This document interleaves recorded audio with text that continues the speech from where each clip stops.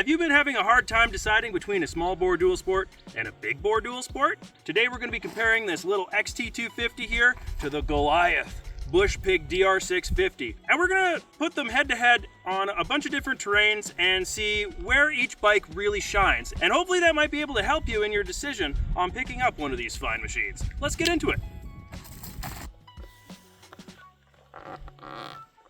Officially joined the gang, y'all. Yeah, buddy. So before we dive into our testing, we're just going to talk a little bit about our bikes here quickly. This is Matthew's first motorcycle. This is a 2015 XT250. It's got about 18 horsepower, fuel injected, air cooled, awesome little bike. And how many kilometers do you have on that? 4,000. 4,000. She's pretty much brand spanking new. Now these have a really low seat height, very predictable throttle response and power. They're extremely reliable and can usually be found for a pretty good deal on local marketplace, or even some dealerships have them on crazy good deals now because unfortunately this bike has been discontinued. But that means savings on a brand new one you can find at a dealership and whatnot. So like usually you're starting to see these for a pretty good deal. These are an excellent beginner bike and I really enjoy these. If you're a long-time follower of the channel, you know I have one of these bikes as well and I've absolutely loved mine. Even though I have the DR650 now, I am still going to keep my XT250, and by the end of this video, you'll see why. Alrighty, and this is my 2002 Suzuki DR650, the good old Bush Pig. This is an air-cooled 650cc dual sport on the heavier range of the dual sport world. And I'm going to just be straight up, I absolutely love this bike. You know what? I think this bike could be a good do-it-all bike because it does no one thing well, but it can do a little bit of everything, if that makes sense. Probably the most middle ground between the three big 650 dual sports available. That would be the KLR 650 by Kawasaki, the Suzuki DR650, and the Honda XR 650L. The KLR is a bit better on the highway. The Honda XR 650L is a little bit better off-road. The Suzuki DR650 seems to be where it meets in the middle.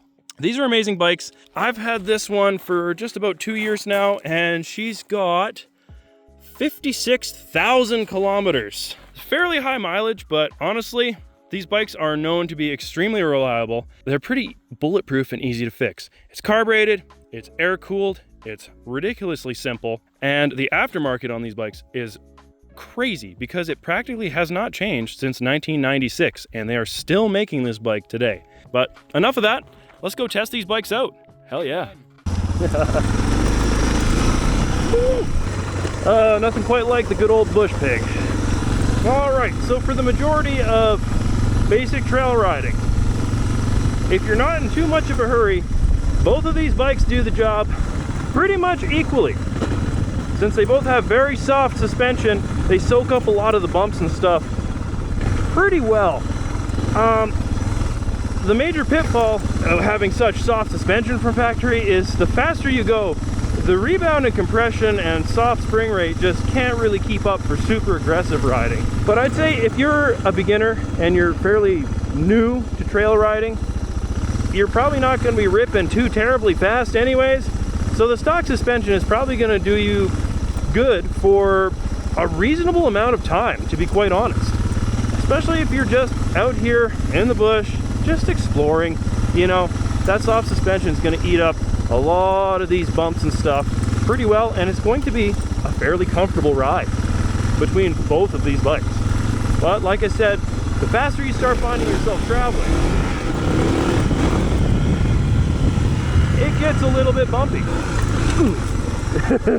Yeah, we just almost bottomed out the back suspension there, pretty much in just some ruts. So I mean, yeah, but I mean, I'm a little bit heavier of a rider. The DR650 set up for like a 170 pound rider from factory, and the XT's like set up for like a 140, 150 pound rider from factory. So a simple change of the spring rates can do a lot of magic in tuning the suspension for your weight. And if you're careful, you can hit logs and stuff and it will soak it right up. You just want to be careful because if you're hitting it too fast, it's kind of going to bounce all around. So hit stuff a little bit slow and you'll be just fine on this thing. See, that was super non-dramatic. There you go. Pulling your clutch, perfect.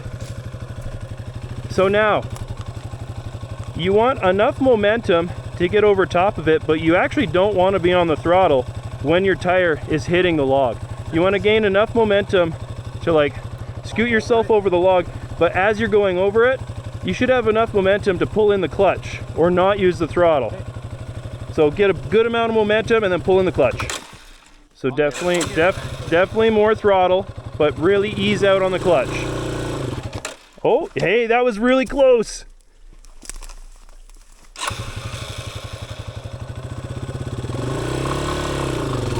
Yeah, buddy. Dude, your first log crossing, man. I had the throttle on the log. Hey, man, you do what you got to do. You're over it and you didn't fall, so that's what matters. So when you're off-roads, if you're a new rider, personally I would recommend a small little guy like this. 100%. I feel like you're most likely going to get, if you're like new, you're most likely going to get, like the weight behind the bike is going to make you a little bit more nervous and not so confident. Absolutely. Like if this thing tips over, you can kind of pick it up with one arm. It's just, you know, it's so low to the ground, low center of gravity. Yeah, the extra weight, especially when you're like tipping a little bit on more technical trails, you can really feel it in your legs. Oh, yeah. You want a little bit more leg strength to command a bike of this stature on the trails. But on these type of trails, these easy stuff, I mean, both of these bikes will do just fine. Matt is such a new rider. I think this is his second ever trail ride.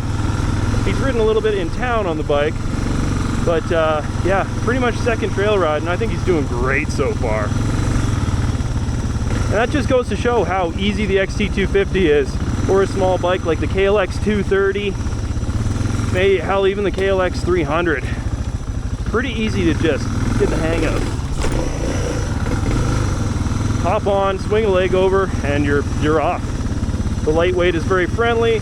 Low seat height on a bike like the 230 or the 230S or the XT250. Just really friendly, confidence inspiring for a new rider.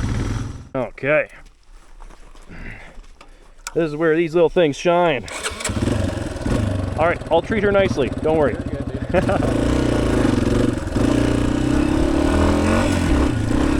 All right. Yeah, hopping onto the XT250, you can right away feel just how much more light and flickable these little bikes are. And pretty much any of the little 250cc dual sports are going to feel this way, except like, I don't know, the 250L, that's a little bit heavier. If you want something a little bit lighter, maybe the 230L might be a little bit lighter. But yeah, just in comparison to a large dual sport, woo, the difference is crazy, especially hopping on them back to back. Just how much more playful these little ones are. I mean, we're not going super fast, we're still going quick enough to have fun. Yeah, the suspension's mushy, but you're really gonna notice that mostly when you're on like rock gardens and stuff like that. And you know, the mushiness is like, look at this log. I don't know, about 8 inches circumference. You kind of just plow through, and as long as you're not going too fast, that suspension just eats it up. Ooh, there's some ruts under the grass here. Wicked. All right, now I'm going to do this exact same section on the DR650, and we'll just compare the feelings. Woo! Super light, super flickable, super nimble on the trails. It's just like when you're on this bike and you get there, it's like, oh well, this is what this was made for. All right, I'm going to do this same section on the mighty DR. And we'll woo, yeah, torque for days. You notice that immediately. I definitely noticed the weight going over everything though. It's definitely a lot more of a bike to move around, and these are not hard trails by any means, but I'm just saying you can notice the weight and the speed that you're turning and the speed that it takes to slow down. I mean, the brakes are good on these bikes, but it's just when you're going downhill, there's a lot more weight to be aware of. Whew. That being said, you can boogie on both of them. Like, just be aware of the suspension.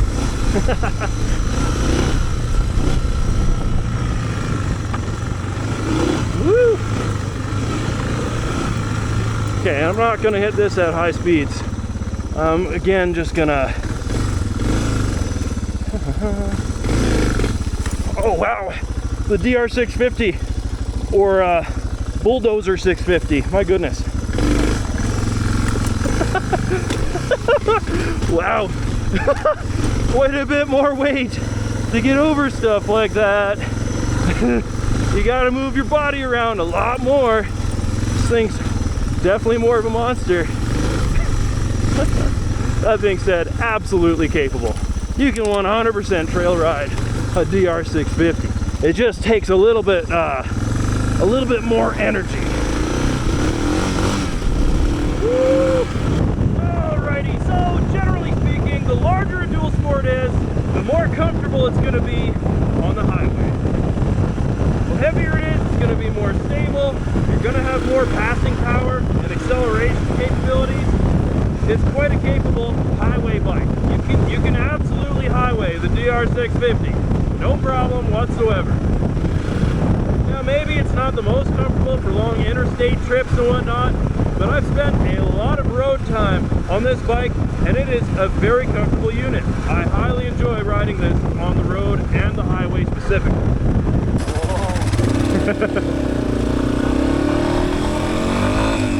Alrighty, so we're on the XT250 and immediately you can feel how much lighter this bike is. I'm having to rev it a lot more to get up to highway speed. Of course, this is just a 2-lane highway, so we don't have super fast speeds here. And you know what? This bike is great for this type of highway. However, once you start getting to like double lane, like quad lane highways, it can be a little scary.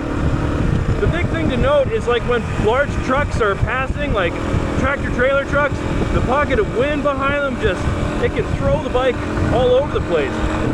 That being said, if most of what you're riding is back roads or these lower speed highways, you're gonna like this bike just fine. Any of the smaller dual sports are gonna be capable going about 80 kilometers an hour to 100 kilometers an hour.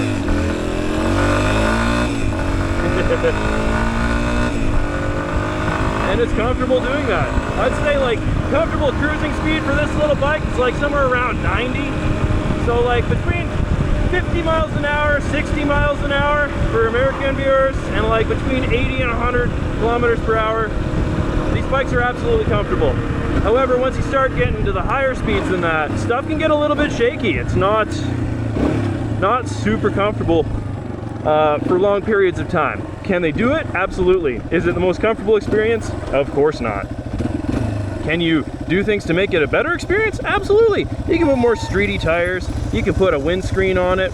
You know, little things like that will help the feeling on the highway. But at the end of the day, a bigger, heavier dual sport with a bit more passing power, and it just has that weight and stability that is going to carry you on the highway and be a lot more comfortable in the long run. Let's hop back on the dirt. So for hitting twisties and stuff on the back roads, honestly, both of these motorcycles, fantastic. Slower back roads, farm roads, stuff like that. They're both super fun. It doesn't matter if you're on a big dual sport, small dual sport, you're gonna have fun on these types of roads no matter what. Both of them feel right at home. And yeah, the DR650 here has more power to pull out of corners. However, that doesn't necessarily mean it's more fun. If you're just going and cruising, enjoying the scenery, both of these bikes are an excellent choice. Pretty much any motorcycle you find yourself on back roads like this, you're gonna have a good time. However,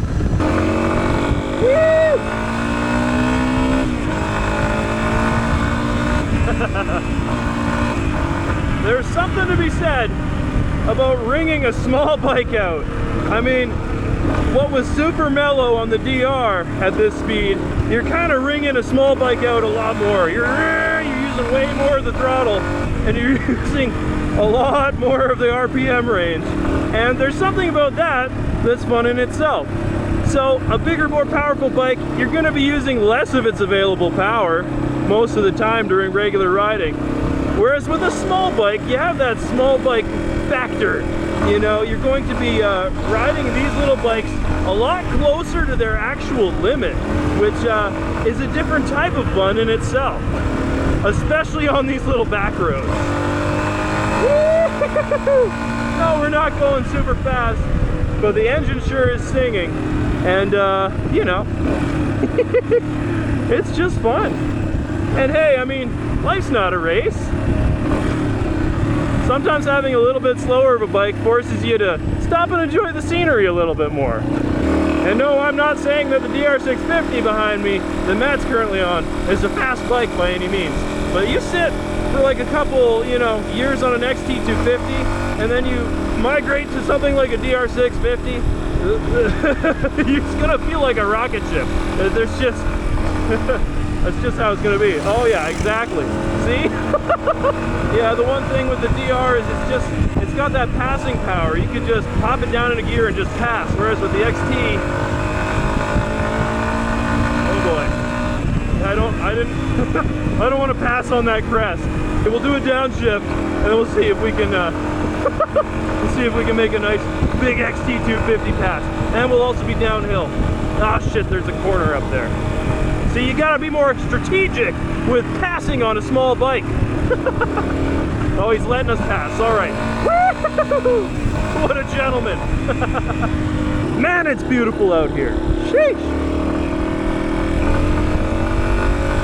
Oh yeah. On gravel roads, commuting around town, commuting on back roads, just going for little adventures, doing mellow trail riding. It doesn't matter if you get a big dual sport or a small dual sport, it's probably gonna suit you just fine. It really comes down with your use case. If you're gonna be hitting more small trails more of the time, I'd probably recommend a smaller bike. If you are going to be doing larger stretches of highway, I would recommend getting the bigger bike on the spectrum. And there is middle ground, of course. I mean, the market is a little bit lax in the middle ground, but you've got bikes such as the, I want to say the KLX 300, but that's still almost a lightweight motorcycle. As far as like CCs, it's pretty close to the 250. I guess the big middle ground right now for dual sport type bikes is really Suzuki's DRZ 400, the older model, or the DRZ 4S, which is, it's really one of the only bikes that fills that middle gap between the big heavyweight dual sports and the lightweight 250s, right? But as far as lightweight bikes, you've got the KLX 300, KLX 230, 230S, 230 Super Sherpa. You've got the XT250, of course. You've got Yamaha's TW200, which is infamous for all of its own other reasons. Great bikes, super fun little bikes, but they don't like the highway very much. And then you've got a couple others. You got the Honda. You can pick up an older 230, CRF 230L, or CRF 250L, or the CRF 300. These are your lightweight kind of dual sport bikes. Of course, those 300s are going to be a little bit better on the highway than the XT250 that we test rode today, simply because they've got an extra gear, they've got just a little bit more weight and a little bit more power, so you have some passing power ability, and you have a little bit more, you know, a little bit more to work with when you're trying to hold higher speeds. That being said, if you're doing a lot of long range riding and you have big stretches of highway to cover before you get to your off-road riding spots, I mean, the comfort of a larger displacement dual sport is pretty much immediate. The lighter the bike is, the more edge it's going to have on the trails, and the heavier and larger displacement it is, the more edge it's going to have on highways and higher speed riding. And you know what? At the end of the day, it doesn't matter which size of bike you choose, as long as you are comfortable on it and you get out and ride it. That's the main thing. The best motorcycle for you is the one that gets you out riding. And I mean, of course there's variants. You can get the bigger bike to buy us more highway. You can get a smaller bike to buy us more off-road. But at the end of the day, the best bike for you is the one that gets you out and gets you riding. Hell yeah, brother.